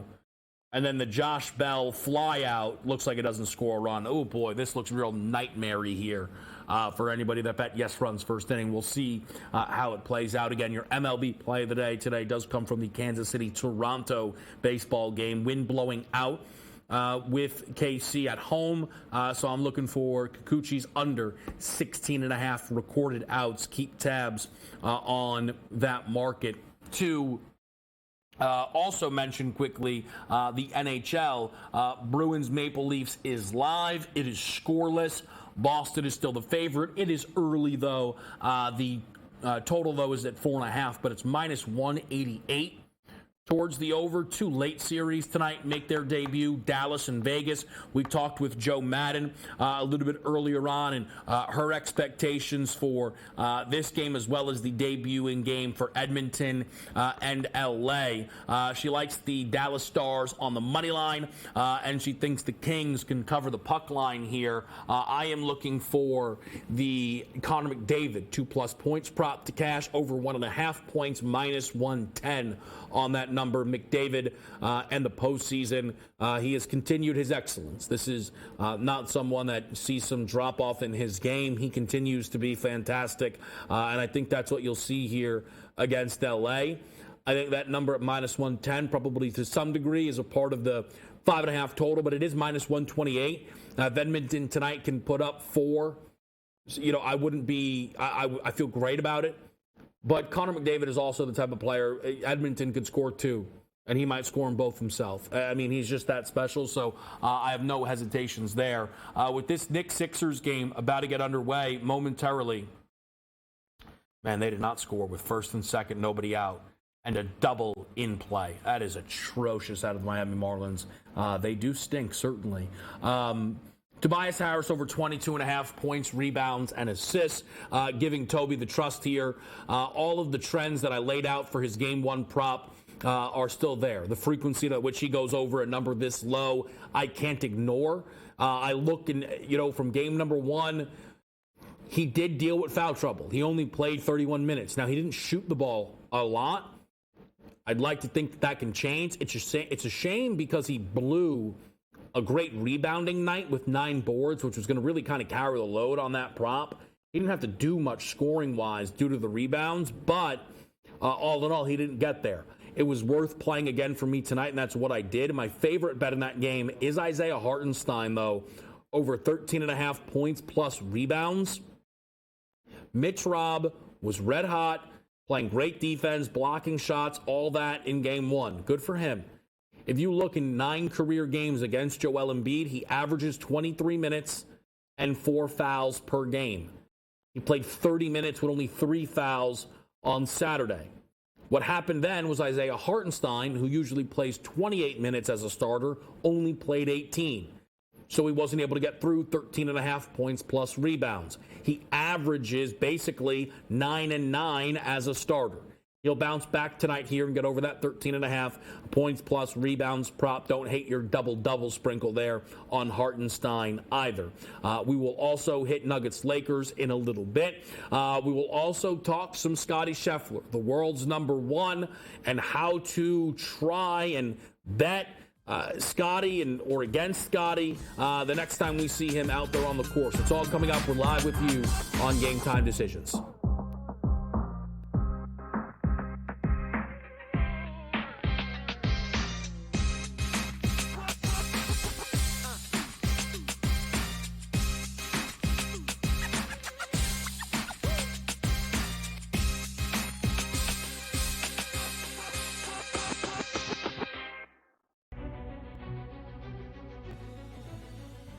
People that bashed him will be eating their words this year. Pretty heavily favored to be a first-round pick, minus 400 earlier this week. But that's not the surprise. If you're drafting J.J. McCarthy in the first half of the first round, you clearly believe not only is he a starter, he's going to be your starter for years to come. But a popular bet was under 3.5 wide receivers in the first round. The tape doesn't lie, baby. Only on SportsGrid. He just tossed an air ball, like in a critical. You're up by 2 with 20 seconds left. He said, give me the ball, LeBron James. He tossed an air ball. And there was AD under the bucket fighting everybody. And he ends up going to the free throw line. they use Tavares as a friggin' pinata tonight. Dude, I know you're old, but get it together. This is your last run at something, man. This is your career, bro. Don't go out like this. Oh, it's hard watching this. Sports Rage Late Night. Only on SportsGrid. The Bostonian versus the Book. You're not going to get the Tiger Woods size audience. Because do you know where they went? They went to Caitlin Clark. That's where those people went. What? Those people are now going to the WNBA. Yeah. The fan that only watches what's hot, the casual who doesn't really like sports but likes to be involved in the in thing, they're watching cooler discussion. They're watching Caitlin Clark. The Bostonian versus the Book.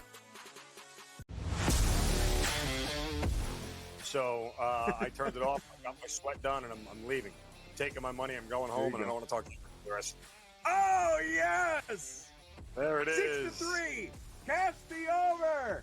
The over is hit. The Padres are our heroes. That's how we end the show. That's how we end the show. Oh, well, let's just sign off. Let's just call it a show. In-game live, prime time, only on SportsGrid.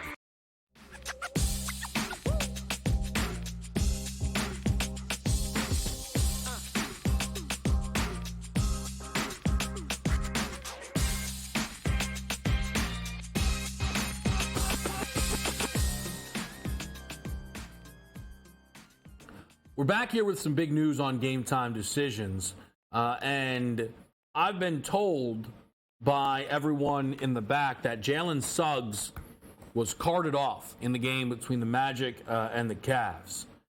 Now, that is incredibly unfortunate for what is a very important piece of that Orlando team, probably, their main defender for a guy like Donovan Mitchell. Donovan's got the hot hand early, 14 first quarter points. Donovan's looked great to start this postseason. He has a live prop of 33.5. What you'll notice is even the Orlando numbers are still up, and I'm going to make an assumption off that, but I guess I'll turn it into a question because I do have Dave Sharapan here with me. Consig, usually a starter getting carted off could lead to lines locking for quite some time. Is this just... it's the postseason and we don't want to shut down? Also, nice to see you. Good to see you as well. Yeah, so a lot of times these things are done on the fly, and it may be a bigger impact to us looking at it than it is to the guys in the book. So it'll probably be, adjusted. The first thing I heard or thought was, we better adjust the series price. If he's out, then he's going to be out for an extended period of time.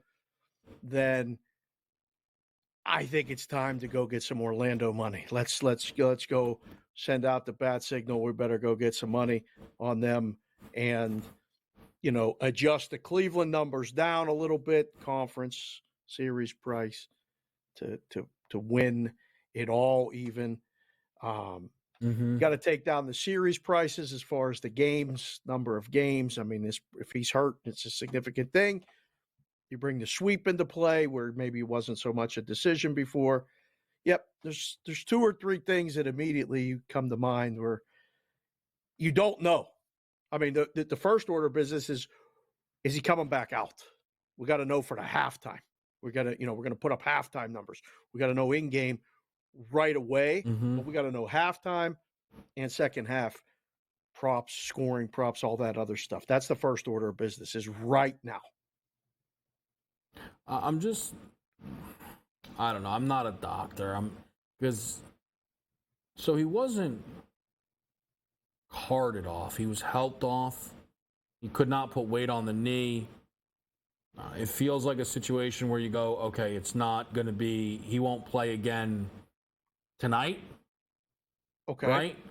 Then again, also, the Joel Embiid thing might have changed my willingness to say that ever from this past weekend, where I truly was like, all right, if Embiid misses all of next season, how do the Sixers? That's what I was thinking in real time. Like Embiid maybe is done for the year. And then Embiid played most of the second half, which was a bit stunning. What have you heard tonight, Dave, around the 2 NBA games, one about to tip right now, Knicks Sixers, as well as late night Nuggets Lakers? Oh, I'm getting pictures directly from a couple guys that are at the Knicks game, and they're telling me, the place is buzzing and, the Knicks are going to crush them and all this other stuff. So from that aspect of it, it looks like, okay, this thing's going to, go. But then you watch the numbers, and they've already taken the Sixers plus the points. This is going to be the Sixers' best game. That's the 2 totally opposite, sides. But I think the Sixers play well. Do you see the total? The total steam down? Yeah. Like this is a dead under? Yeah. I mean, is it one of those things that it's that easy? Just another under in the NBA? Bet the favorites. Worked out okay over the weekend. And then they bet the under. This one, I'm leaning over, K-Dub. I don't know about you. I am off the total for a game, played under in game 1. Josh Hart went wild from 3, giving us no opportunity, which was a little unfortunate there. And then the total drops 4 to 5 points off the number I played under. I'm not doubling down on a much worse number. I'm not playing it over because I think it's an overreaction. There was nothing I could get to on this total. I have a few props in this game that I felt solid about. Mentioned them a few times. Tobias Harris's points, rebounds, and assists, and Isaiah Hartenstein's points and rebounds. All in all, I think it'll be a really fun game to watch and follow. I was hoping for some series leader action that didn't jump up. What did you say the Lakers-Nuggets conversation was? Nuggets money line? Are people doing that? I think there was a lot more hope before on the Lakers before game 1. And it just got to the point where they go, I don't know what it's going to take for the Lakers to win a game, but they ain't winning a game in Denver. That's the prevailing theme of the people that I spoke with. So, yes, Denver's going to win. You're sitting on that line of the 7 where you could actually get bets on the dog. But if anytime you bounce this thing below 7, bam, they lay it. So the guys with the money, the bad guys, the limit players, they're probably on the Nuggets at the shorter number. 7, just sit and take bets. That's all you're supposed to do in the book.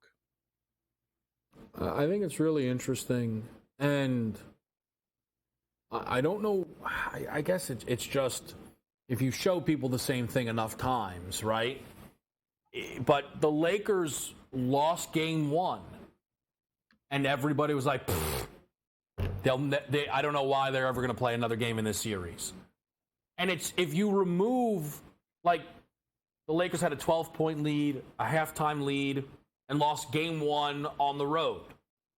That doesn't usually translate to turn this off, it's going to be a 4-0 sweep. Right. But what's happening is last year it was a sweep. And a lot of this is just the reality, man. A lot of people will get caught up in what they saw last. And what people are not only seeing that they saw last was the Game 1 victory for Denver, but last year's sweep. Yep. And everyone's just like, all right, we're done here. And the Lakers could very well get cracked tonight. They didn't win a single Game 2 during last year's run to the conference finals. But then it goes back to L.A., and you would think, the line will be what? Denver 2.5, Denver 3.5 by close, right? Maybe up to 4. Who knows what happens? And the Lakers' season will be on the line in Game 3 in the same way every other team's season will be on the line in Game 3 if they go down 2-0. But the Lakers going down 1-0, who were more competitive than a handful of other teams, seemingly had the most defeating loss of everybody else. I find it to be very interesting. It's a great discussion because I think with Denver being the defending champ, everybody's looking to take them down. You know what it's like to sit on the top, K-Dub. Everybody comes at you. Everybody takes their best shot. So everybody is looking for a reason. And why not LeBron? Why not the Lakers? When they're playing the way you've seen them beat teams pretty handily or with control that are really good teams this season. You've also seen them lose by 30 in games that, they were favored to win by 10. So this is exactly what's supposed to happen. I said this to Matt today on BVB. The road team losing the first game is exactly what's supposed to happen. That's that's why they're favored. And that's why the money line is so high. I don't know what the money line moves to, though, if Denver wins handily tonight. That'll be interesting because it won't move as much as if Cleveland wins. And the Boston one, you have to take off. You don't even anymore. So I don't know. I hope for you and the rest of the Laker backers, LeBron, everybody, I hope the Lakers are competitive. I gave him a shot in Game 1 plus the 7. It was a great bet until it wasn't. Tonight, I don't have a side. We've got some fun props. We have a Scotty Scheffler conversation on deck, and Sig sticks around here on SportsGrid.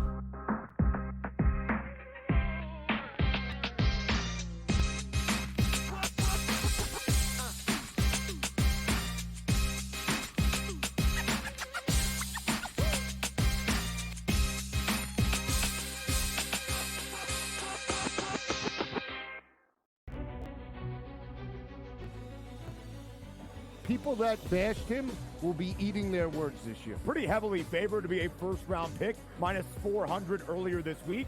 But that's not the surprise. If you're drafting J.J. McCarthy in the first half of the first round, you clearly believe not only is he a starter, he's going to be your starter for years to come. But a popular bet was under 3.5 wide receivers in the first round. The tape doesn't lie, baby.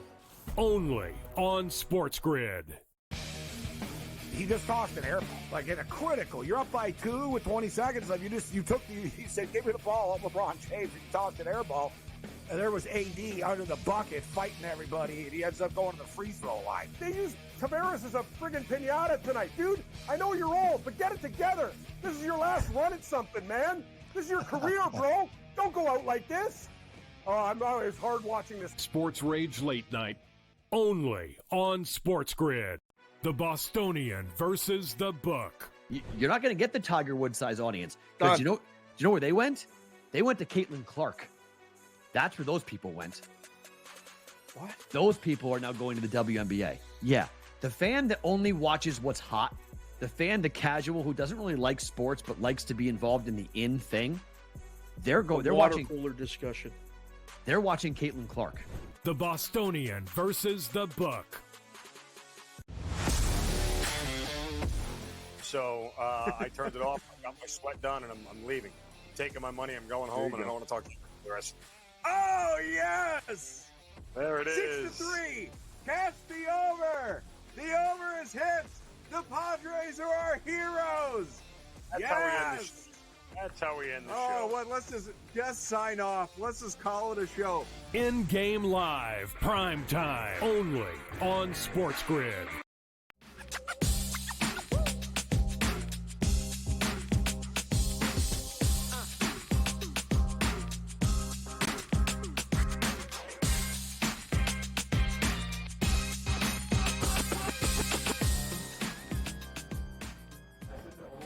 Game Time Decisions is back with you on a Monday night. We're going to check in on the live NBA board and NHL board in just a moment, and we're going to hope to find a winner. If you've been betting golf, this has been pretty easy or difficult. It depends. Have you bought into the best player in the world winning every tournament? That's basically decided your weekends. 4 of the last 5 tournaments, world number 1 and pre-tournament favorite each and every time, Scottie Scheffler has come out victorious. Except for 1. He's won 4 out of 5. A disaster performance for him over here. And I believe it was the Valero with a T2. My, oh my. And I imagine the books are continuously catching Scotty money. And not just these plus 600s and plus 550s that they're handing out. My goodness, a book was offering a plus 280 on this guy to win a tournament, and he darn near did win the whole thing. But it's also, every top 5 ticket we pay out, every leg, every parlay where he's the anchor as a top 10, that's a no-sweat option. Scottie Scheffler is automatic right now. I've long been fascinated by Scottie because just a few years ago, a year or 2, he was the best player in the world. But it seemed like he wasn't actually going to win any of these tournaments. He had won a few, right? But post-Masters, he would finish top 10 or top 5 in all of them, but couldn't close the door. Now he's closing the door, and in a lot of these tournaments, he's slamming the damn thing shut. The last round at Augusta was a bunch of nothing. The RBC final, to some degree, I don't even know why they sent him out there for the final 3 holes. He should have had to shoot it lefty to make it interesting. I don't even know if it was on TV. If it was, what was the point? Realistically. And now we're in a situation, based on the fact that he was always going to play at Augusta and the RBC was elevated, you actually would expect Scottie to take off some time. I mean, you would think at some point his wife is actually going to give birth, right? And that will probably keep him home for an extra week or 2. So he's either back at the Wells Fargo, or the next time we see Scottie Scheffler will be a major championship at the PGA. Either way, I can guarantee you one thing, he'll be booked as the favorite. We're still here with Dave Sharapan, who's had a lot of room booking a lot of guys, and I am sure Consig has been there booking Tiger Woods. Well, Dave, I know you always say that it's sometimes a great day to be out of the room. Is it a great day to be out of the room when you look at these Scottie Scheffler results? Oh, no. Oh, no, this is perfect. By the way, that was an outstanding, I don't know if you want to call it a soliloquy. I don't know how much time's left in the segment, but I thoroughly enjoyed that rant. It was one of your best of all time or most recent times. When Scottie wins, the highest the payout is plus 450 for the Masters. This is great for the books. When the favorite chalk wins, when you are offering odds where a couple weeks before somebody 250 to 1 won, somebody 500 to 1 won. Now, granted, there's nobody that collects a ticket, 1 or 2 people, so that's a good scenario too. But the angle shooters, all the razor blades, they've been trying to beat the chalk for weeks with Scottie. They've been lining them up and going, give me Tagala, give me Straka, give me so. This is great for the books. We just put out a price and say, yeah, it's plus 400. Good luck. Go ahead, go get it. In game after the second round, he's minus 200. It's Sunday at one point yesterday. It was minus 30, minus 3,000. 30 to 1, you had to lay. He wasn't even at the turn yet. This is great. Booking the Tiger props was some of the easiest stuff we did. We just put it out there, made Tiger even money, and said, bet Mickelson, please, bet Rory, anything else other than Tiger. So, and Tiger always got there. The favorites sometimes are the book's best friends. And this case right now, I mean, I haven't looked yet. I don't know what he is for the next major, but sign me up. Give me more Scottie. This is great. Plus 350. What? He is plus 350. But here's my question then, Dave, right? Yep. I call it Sharapan booking. Rory is 11. Rahm is 15. So is Ludwig Oyberg, Brooks Koepka 21, Xander 21. Excellent. Do you feel that they are pushing those guys back enough to entice the value better, or would you shoot those guys back a little further? Well, at this point, I mean, you have two schools of thought. We sit in a room, it's me and you, and we're going, who's going to beat this guy? Find out. Let's move them up. Let's see who they're going to take. Most of the time, they're taking them anyway. You don't even have to give them too much of a reason to. Just be the best prices. Right. My guys here in town, the Circa, their whole percentage shrinks by the day because they want to give you the best prices that they can.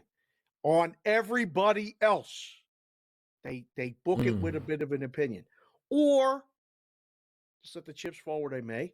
Take as many bets as you can. I'm so impressed you become a golf guy now. I mean, you were a hockey guy. Now you got a golf guy discussion. I can't wait to come back. We'll go play 18. I want to see you on the range. Can you hit a golf ball? I mean, I can hit it. It's, what happens after that is not, Oh, you don't know where it's going to go. Does anybody, though? I mean, really? Come on.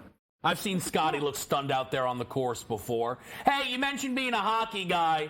What do you think about Connor McDavid's debut for the postseason? Oilers, Kings, McDavid's first crack. Third straight year he opens with LA. Did you stay up last night? Did you watch any of Winnipeg, Colorado? I mean, that game had nothing but juice. 7-6. More juice. I like it. I was going to tweet at you. Allowed. I was going to tweet at you and say, get in an in-game, during the game, over. Bet anybody to score a goal because they're all scoring a goal. I expect this game to be more like that game. All right, we're looking over here with this one. So get McDavid some points. I did all this baseball work. I got Kansas City. I got the Kansas City stuff on. You didn't even mention the play of the day. I got to stay for this next segment and watch you do this. We'll be right back on Sports Grid. Whoa.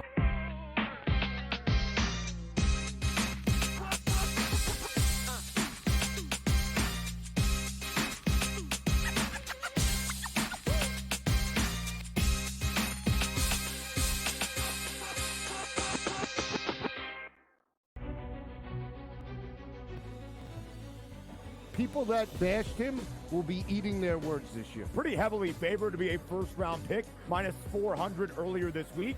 But that's not the surprise. If you're drafting J.J. McCarthy in the first half of the first round, you clearly believe not only is he a starter, he's going to be your starter for years to come. But a popular bet was under 3.5 wide receivers in the first round. The tape doesn't lie, baby. Only on Sports Grid. He just tossed an air ball, like in a critical. You're up by 2 with 20 seconds left. He said, give me the ball, LeBron James, and he tossed an air ball. And there was AD under the bucket fighting everybody, and he ends up going to the free throw line. They used Tavares as a friggin' pinata tonight. Dude, I know you're old, but get it together. This is your last run at something, man. This is your career, bro. Don't go out like this. Oh, it's hard watching this. Sports Rage Late Night. Only on Sports Grid. The Bostonian versus the Book. You're not going to get the Tiger Woods size audience. Because do you know where they went? They went to Caitlin Clark. That's where those people went. What? Those people are now going to the WNBA. Yeah. The fan that only watches what's hot, the fan, the casual who doesn't really like sports but likes to be involved in the in thing, they're watching cooler discussion. They're watching Caitlin Clark.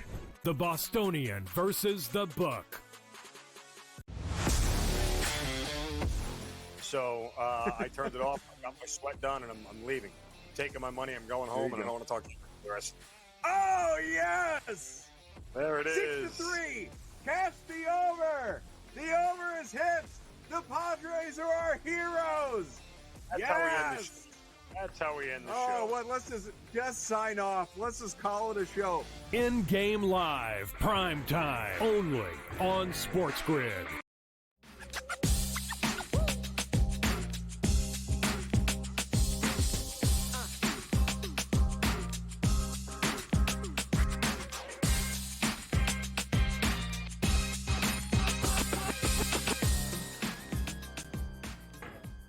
Game time decisions.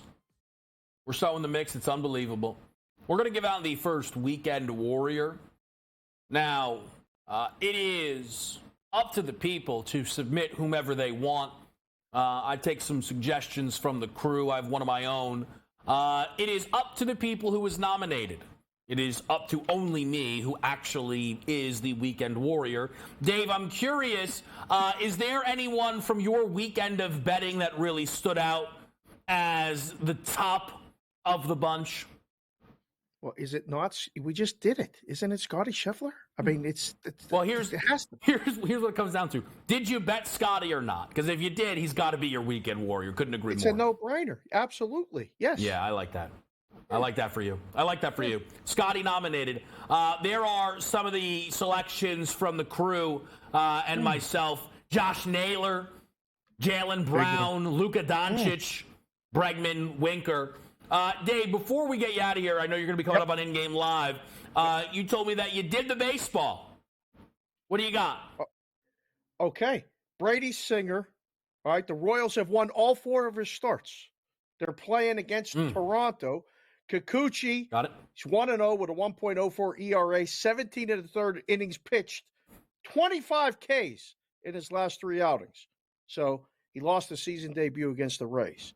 The wind's blowing out. The line's steaming up. This would be one of those ones I'm sitting in a book going, under. This is under. All right? I know you got to play on the total outs. I like what you're doing there. They get Kikuchi out. It's Royals and under. That's what I got. like where your head's I got at. it all written down right here. Get it done, K-Dub. I'm out of here. All right, great stuff there from Dave Sharapan. You'll be able to catch him on In-Game Live momentarily. He mentions the Kikuchi best bet for the MLB, which is under 16.5 outs. Opening inning, not good. 12 pitches, 3 up, 3 down. But it's an inning. We're not going to lose our minds over that. My favorite NHL play would be Connor McDavid for 2+ points. That number is at -110. McDavid has done this in 20 of his last 28 playoff games, 3 out of 4 against the Kings this year, and I expect him to show out. My favorite NBA bet remaining for the people, well, that would be LeBron under 3.5 turnovers at a plus price, an inflated number coming off of a 7-turnover game. Last postseason, he did not have back-to-back 4+ turnover games at all. So when he had one of those outlier games, it bounced back. In fact, he had 4 more turnovers only 4 times in a 16-game postseason. So that would put you at 12-4 on this under. And he never had 4 turnovers or more against Denver. It was an outlier game, number 1. I know that he has a lot of ball handling responsibilities, but to pair with that, the other pick I'm on in this game is the Austin Reeves over 22.5 points, rebounds, and assists. And I think you're going to see more Reeves tonight. If D'Lo is benched, then Reeves will play 40. D'Lo just played 41. Reeves still played 37 minutes. His volume there is going to be fantastic. Quick check on your live board. 46-31, the Cleveland Cavaliers are up on the Magic. Donovan Mitchell leading the charge with 16 points. The Sixers lead early, a 9-0 start to that game with 3 triples from Tyrese Maxey, has them up 22-16 overall. Embiid dominating not just with 9 points, but 7 boards, flirting with his game number 1 total early on.